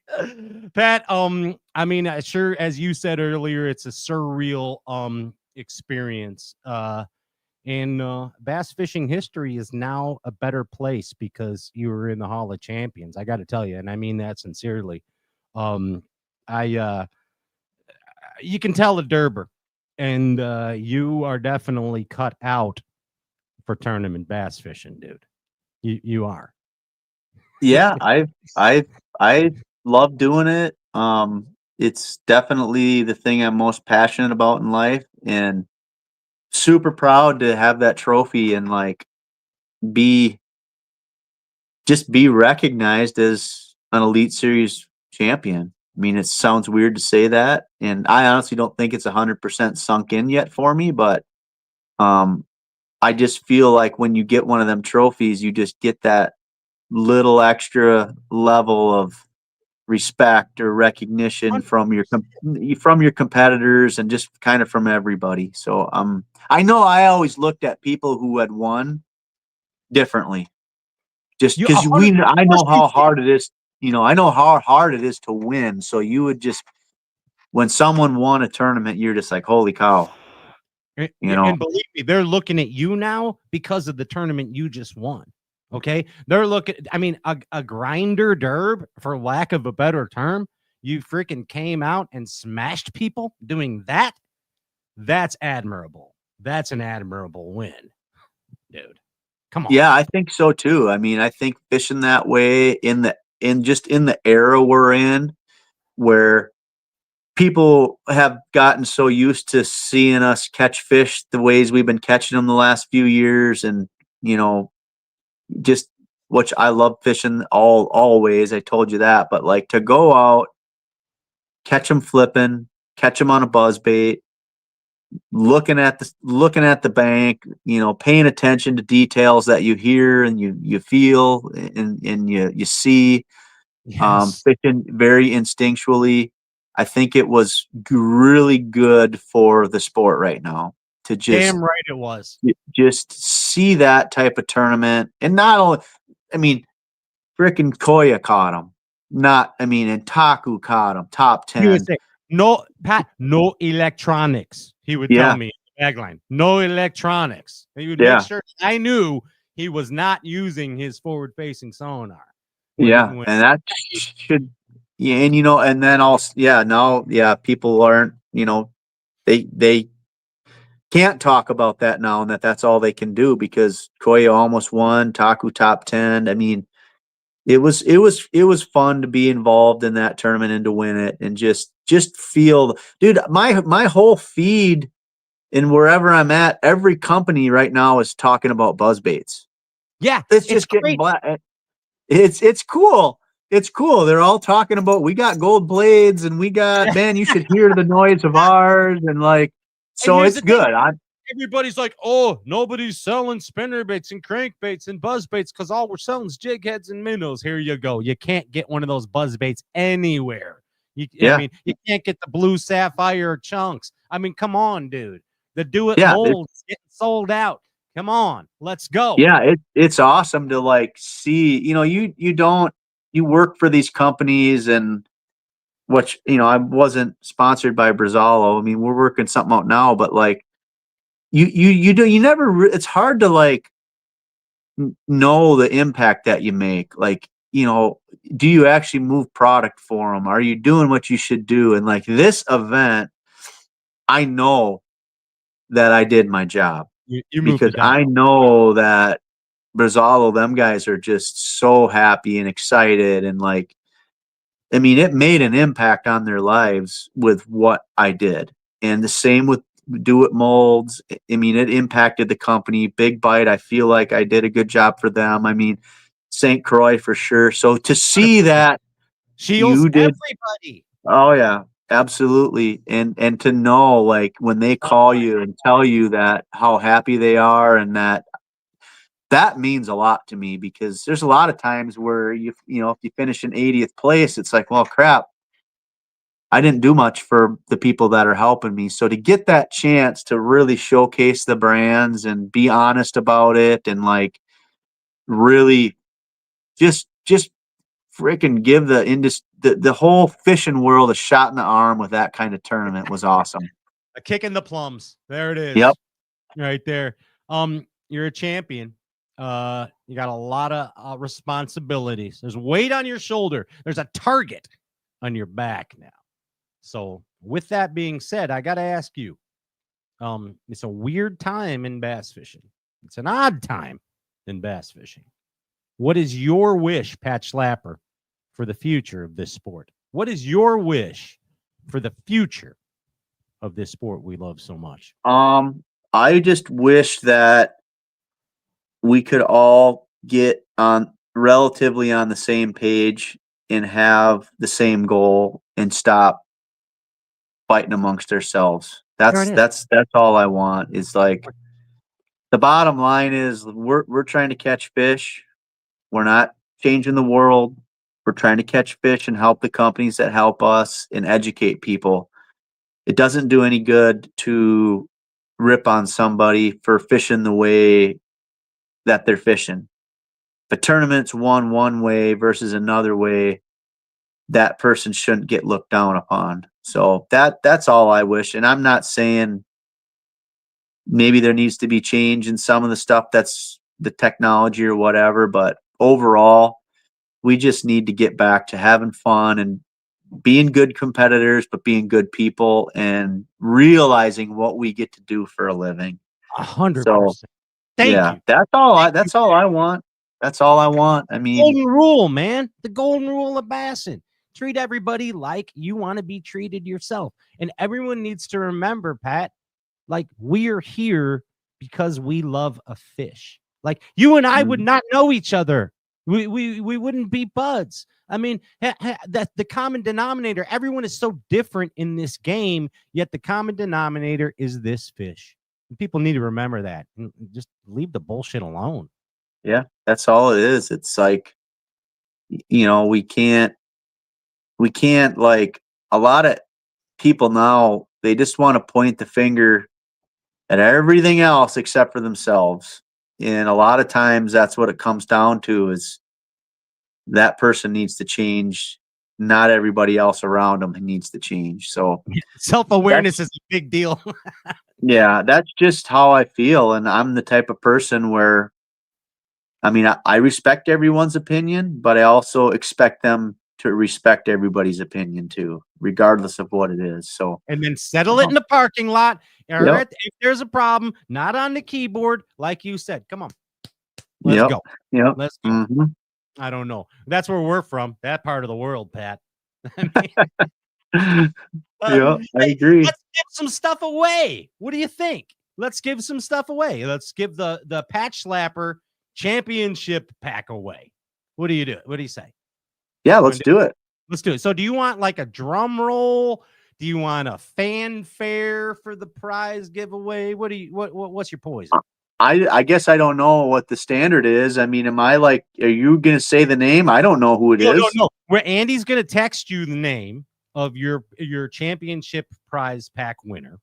And then, so we'll, and then you just say it. You want a drum roll for the announcement? So I got to look on my text right now. Oh, is that what you got to do? Is that what he's got to do, Andy? I don't know. That's what I'm saying. Yeah, it's in his phone. Oh, do you know how to leave the screen, Pat? I don't want to mess it up. I don't know. Well, no, I don't. This is no. I can run a Humminbird Apex 13 better than anybody, but running multiple functions on a phone is not my strong suit. That's not what I do. All right. So, well, Andy texted to me, and I'm going to say it, so we don't lose. You're going to say it. Yeah, I'm going to say it, but then you say it after me. Okay. Pat Schlapper, the winner is of the Pat Schlapper pack. Here he. It's the one and only Glenn Robson. Glenn Robson. You won. Hey, all you got to do is direct message Rock and Shoal Fantasy at Straightcast, and he'll get the information to Pat Schlapper, and he's going to send it out to you. I know there are some backlog of prizes from champions. Be patient. You will get your prizes. So they do have to fish, and then all us fishermen are slackers. I think you all listening know that yourself. You're all slackers too. So give the fishermen a chance, and you'll get your prizes. And Pat Schlapper, thank you so much for that prize pack. That's amazing, dude. It's like, it'll be good. We might throw a couple more things in there. I might find some more cool stuff. So this is crazy now. Like, so get this, Pat. This is all on the randomizer, right? This deal. Okay. Yeah. And the winner of the tin cup pack, it's you. You won, dude. Pat No, I Schlapper, didn't. You did. No, I didn't. They put it in the randomizer, dude. It's right on my phone. You No won the way. tin cup pack. Yes. Heck yeah. What do I get? I get a case of tin cup? No. Don't get your horses. Well, I thought you said a box of it. So what do I? Tin cup goodness. It's a mystery what's actually in it. Awesome. But I do know there are some. See, there's technicalities where we can't say exactly what's in it because of Okay. Yep. No. But yeah, Pat. Awesome. Yes. The cabin's gonna be happy. Yeah, Ken at the cabin. We got whiskey, boy. Foley, send some of that aged stuff over, would you? Yeah, give me that good stuff. Dude, this has been a fun show. Thank you so much, Pat. I had a great time doing it, man. Yeah, thanks for having me on. It was good. I liked the music trivia. I'm a little bothered that I didn't get the Stones song, but it was fun. I like that. I like those twists. I like challenges. I like the bass in history. I like that. Good. Thanks. And I really enjoyed learning more about your individual history, Pat Schlapper, because I mean that's what it's about. That's why we started this show 10 years ago. So we could find out what jig you're using, but we really didn't know exactly what makes your boat float, so to speak. You know what I mean? And you taught us some things tonight, Pat. So thank you very much. Yeah, I appreciate it. I had a lot of fun, and if you ever need me to come on again, I'd love to. Well, just go ahead and win 10, Killer, and we'll just do another show next time. Yeah. I hope so. That's awesome. Pat Schlapper, thank you so much. When are you leaving? When are you going to 10 Killer? When are you heading out? Saturday. We start practice Sunday, so I'll leave early Saturday morning. It's about 12 hours from here. So, yep, go down there Saturday and be gone for the week, come back and be home for a month. I'm pretty excited about that. So wait, you start practice when? Sunday. So we have an off day? We do. We have Sunday, Monday, Tuesday, off day, Wednesday. We were supposed to have a meeting, which I think there's some sort of meeting, but I don't know if it's an in-person meeting. So, yeah. Oh, gotcha. Okay. So there's an off day. We have an off day, which I love an off day. You do like that. Okay. Oh, man, I love it. Yeah, you can practice 3 full days. You don't have to worry about getting back and rigging your tackle on day 3. You can fish all day, come back, relax a little in the morning, rig all your tackle. You got anything you need worked on your boat, you can go to the boatyard, get it worked on. Yeah, I like an off day. Okay, there it is. Well, the whole Bass Galaxy will see you at 10 Killer, and we're wishing you the best of luck for a repeat victory, bud. Hey, we're going to go try. Bass Galaxy, give it up for your Sabine River Bassmaster Elite Series champion, Mr. Pat Schlapper. Amazing, Pat. Thank you so much. Thanks, guys. Appreciate it. It's been a blast. Peace, bud. See ya. Later. Hey, that's been another edition of Stray Cast. This is the glorified version of a bass fishing talk show. I am your host, Pat Renwick. Ryan Popcorn Whitaker and crew is somewhere in the woods of Minnesota. Sam Squanch hunting. I want to remind everybody that the South Shore Big Lake Shootout Battle, the Smallmouth Palooza on Lake Michigan, is coming up first weekend in August. Look to this show and social media for more information on the one of the biggest tournaments in the Chicagoland area. Stray Cast would like to thank Omnia Fishing, Sims Fishing, Bob's Jack Plate. We get all jacked up on Bob's. Impulse Lithium, you won't find us skipping a beat. Power Pole, we power pole down and up for pleasure. Tin Cup Mountain Whiskey is the official brown liquor of Bassin. Berkeley and Abu Garcia, pure fishing. Waterland, we throw shade with Waterland. And of course, the good people over at KVD Line and Lure. And we want to thank the Mad Science Print Lab. I think we got it all. There it is. Bass Galaxy, I think next week we're coming back with a special edition of Into the Great Wide Opens. So stay tuned to that, and we'll be at 10 Killer and back the following week with the 10 Killer champion. So until then, I'm Pat Renwick. This has been an Andrew Hohenberger Ginger Ninja production. I bid you peace and peace. I bid you. I'm out.